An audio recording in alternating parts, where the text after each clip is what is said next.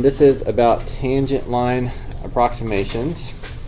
So the first half of the question really is still just what we've done in the past. Write the equation of a tangent line, which is one of the most important things that we do. So this would be good practice. Even though this tangent line approximation will not be on the final exam, again, it is something that would be fair game after break and on your AP exam. But writing the equation of a tangent line, I'd say, is pretty likely to be on your AP exam, because that's one of the few things that we know you will see multiple times on your real AP exam. Okay, so to write the equation of any line, we want, so again, the first half of this question is going to just be review. Here's the equation of a line. You need to be told the x value so that you know where we're looking at. How do we find the y value? You plug the x value in the equation. Into the what? The original equation. Okay, if you want a point, you plug into the equation. So if we plugged in 1 here, we would get 1/2 times 1 squared minus 4 times 1 plus 5. And so that ends up being 1.5 or 3/2. And then what about the slope? How am I supposed to know the slope at that point?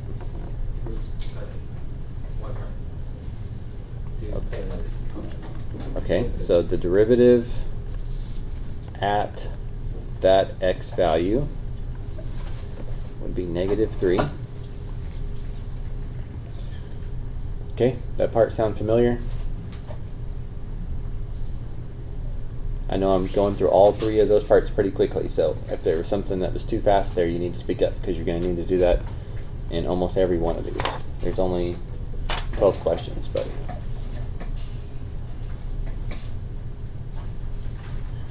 okay, so what we are going to do, so here's the new piece, is we're going to use this line to approximate a point that's really close to that line. So if I know what the slope is when x equals 1, we can use this point and that slope to predict what the y value is going to be really close to that at 1.1. So at x equals 1, well, I'm just trying to do a little visual here. I'm going to show you with the calculator. I don't know what this function looks like, but I know at this instant, at this instant, he has a slope of -1, 2, 3. So something like this would be the tangent line. So at that instant, that's what the function is. Okay, I don't know what the rest of the function is, but if we know the rate of change at x equals 1, this tangent line, we can make a guess, a pretty educated guess, about what the y value is when x is 1.1. Because it's so close to it, we're just going to find a point on our tangent line and use that as an approximation. Because this purple function that I'm drawing in is probably nowhere near what this one actually looks like. So to finish this, we just need to take our tangent line, and we want to solve for y when x is 1.1.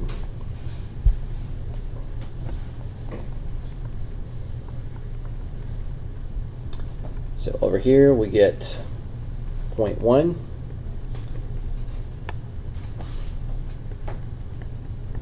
times that by -3.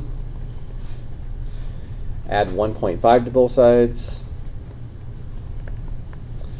and we get 1.2, which again, we haven't done it but one circuit this year. If you look at each of the boxes, none of the answers say 1.2, so they changed it to a fraction, 6/5.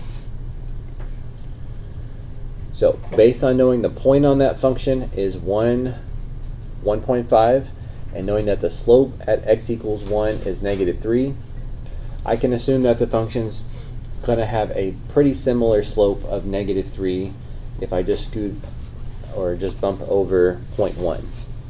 So I am estimating that when x is 1.1, y is going to be about 6/5. That's what we're saying with that. Now, I'm only going to do the graph on here once, but it is important for me to show you maybe a better visual of this. So in blue, here's the actual function that we were given to start with. And red is the tangent line equation. You can see it touches our function at 1.5 as we figured out, and the slope is -3. And if I try to zoom in here a little bit,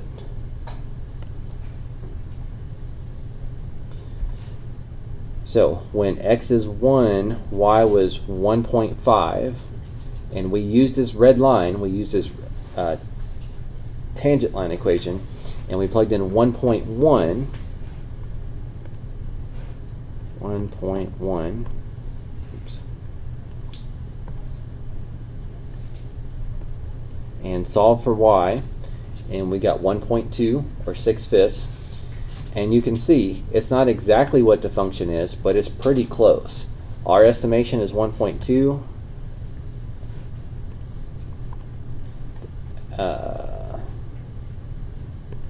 The actual function was 1.205.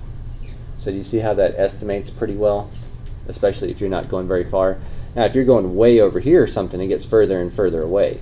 But if you know what the slope is at x equals 1 and you're only going over to 1.1, then they're going to be very, very similar. So let's do one more together, and then I want to give you one more thing that kind of comes up on here that it tries to explain, but just in case it gives you issues. Mr. Thompson, Yep. can you explain, I got confused on on the second line, like the 1 minus 3, the 2. Okay, here. Yeah, that one. What about it? How did you get from when, I'm just confused on how it's negative. Is that times 0.1? It was -0.3. Oh, okay. Sorry, my writing was sloppy. -0.3. And then I added 1.5 over, which is where the 1.2 came from, and then changed. Mm-hmm. Is that it? Yes, sir. Okay. All right, so if the answer to box 1 was 6/5, let's go down. The one that says answer 6/5 should be our second question.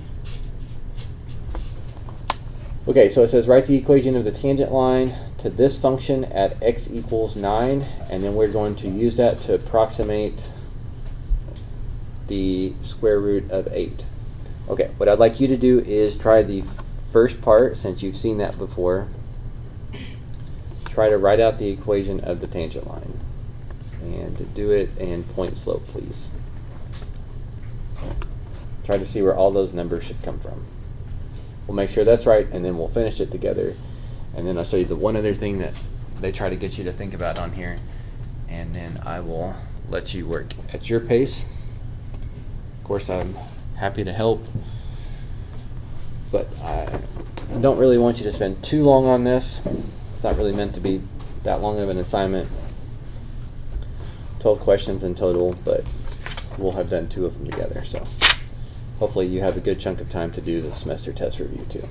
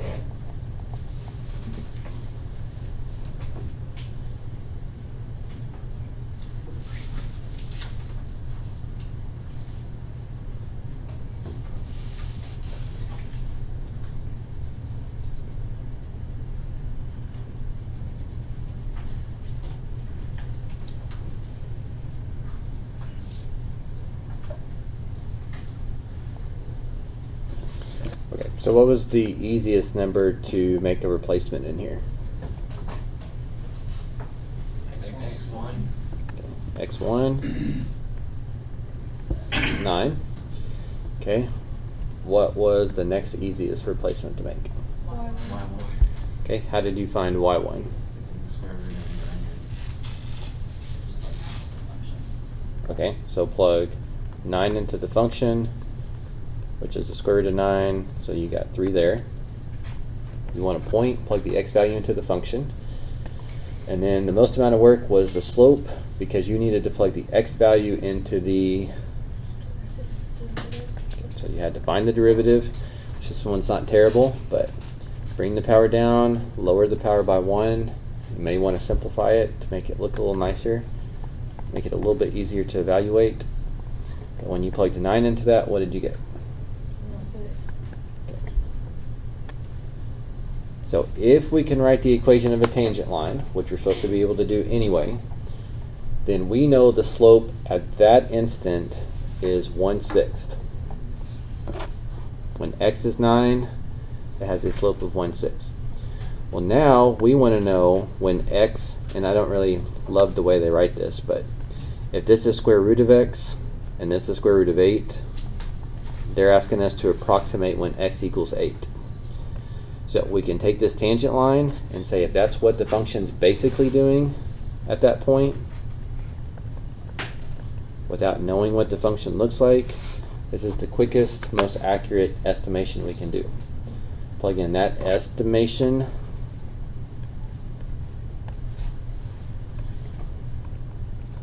and then do the arithmetic. 8 minus 9 is -1.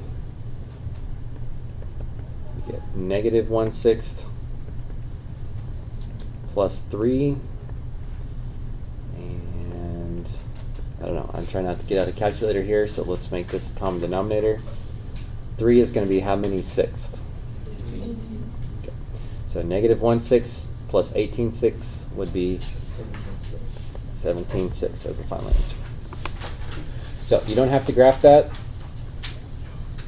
but actually let's go ahead and look at it. We're trying to approximate the square root of 8.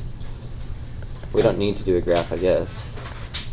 Square root of 8 is actually this, and we just use that tangent line to approximate what it is, and we got, was it 17/6? So not perfect, but pretty close for how much time we spent on it. Especially considering square root of 8 is not a perfect square. Being able to be that close, several decimals out, is pretty nice. Okay, so you've got the answer to block 3. The last thing I want to say, though, I don't think you'll use this until near the end, but there is 1 or 2 questions where they ask, and I have seen this on the AP exam as well. It's easy justification. But when your second derivative is positive, what do you know about your graph? Okay, so when second derivative is negative, it's concave down. Well, if you were to take a point and do a tangent line, you need to realize that if it's concave up, your estimation compared to the real point, whether it's on the right side or the left side, what's true about these estimations compared to the real points? Parallel to. Okay, so we would call them an underestimate. So we have a good idea of what number it's close to, but we also know that it's smaller than the real number. And over here, any point on the tangent line that you're using as an approximation, whether it's on the left side or the right side, do you see how it's bigger than the real number? So when it is concave down, we know our estimate is an overestimate. Does that make sense? Okay. And they will explain that in one of the boxes, the box on the top left. So make sure you read that, but I think it's a good idea to maybe copy that down to the top of your page too, because some released FRQs I've seen, when they've asked people to do tangent line approximations, one will be just like these questions are doing, and then it'll say, is it an underestimate, and how do you know? And so this is how you would know the answer, and then your justification could be basically that it's concave up or that it's concave down. And I've seen that in more than one released FRQ. So That's why I know this is only the second circuit we've looked at this year, but a lot of these questions are very well thought out and trying to address stuff that you will see in the future. So, yeah. Wait, how is it an overestimate if there are numbers behind the point, or estimates behind? Well, this, if Yeah. you're comparing this x value, Yeah, that this would be the estimate. It's on the tangent line. Yeah. This would be the real point. It's higher Oh, up. okay. So I know that my estimate is too big. It's an overestimate. So I would suggest you sketch something like this on the top of your page, because I don't know that I'll leave it up the whole time. But go ahead and jump in. Please try to work them in order as much as possible. You're encouraged to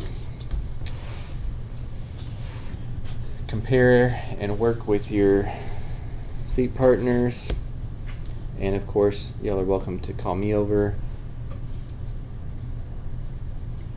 And then also, since this is only the second circuit of the year, remember this answer box in box 1 should be your final answer. So when you do your last question, if you get an answer of -1/5, that means that the rest of your work is probably fine. All of it should fit together like a puzzle in the end. So again, hopefully this doesn't take you too long, but instead of just a